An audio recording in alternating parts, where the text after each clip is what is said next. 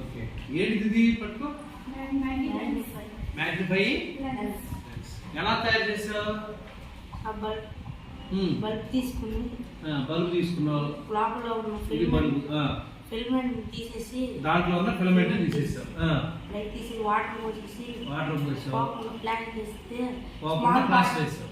Okay, ఇప్పుడు దాన్ని ఏమైపోయింది? అది మ్యాగ్నిఫైయింగ్ లెన్స్. అంటే ఏం చేస్తుంది అది? ఎందుకు ఉపయోగం? చిన్న స్మాల్ పార్టికల్స్ చిన్న చిన్న పార్టికల్స్ ని పెద్దగా చూపిస్తుందట. మరి దీన్ని పెట్టుకొని చదివావు ఎప్పుడన్నా? చూసావా? కంటి చూపు కొద్దిగా తక్కువ ఉన్న వాడికి, కనిపించిన వాడికి ఇది పెట్టి చూడొచ్చు. చూడు ఒకసారి, పెద్దగా కనిపిస్తున్నాయా? ఓ నాయన, నాకు చాలా పెద్దగా ఇంతలా అక్షరాలు కనిపిస్తున్నాయి.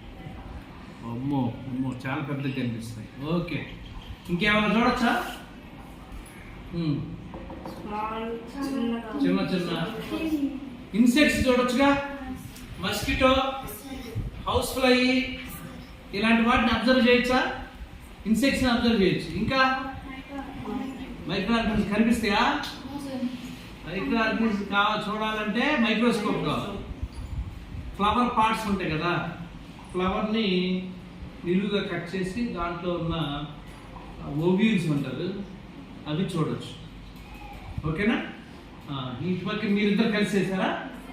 ఓకే, ఈ ముగ్గురికి క్లాప్స్ అమ్మా.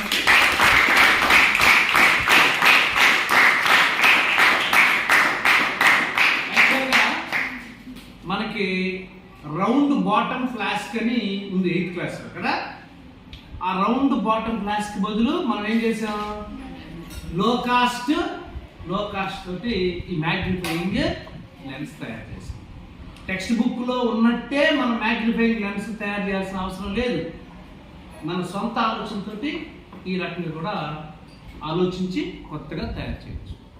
ఇలా మీరు కొత్తగా ఆలోచించి తయారు చేస్తే మీరు కూడా సైంటిస్టులే. అదేనా? ఇట్లా సైంటిస్ట్ లాగా మారిపోయి కొత్త ఇన్వెన్షన్స్ చేయాలి, కొత్త పరిశీలించాలి. ఓకేనా? వెరీ గుడ్, బాగా చేశారు. ఇంకోసారి చెప్పండి.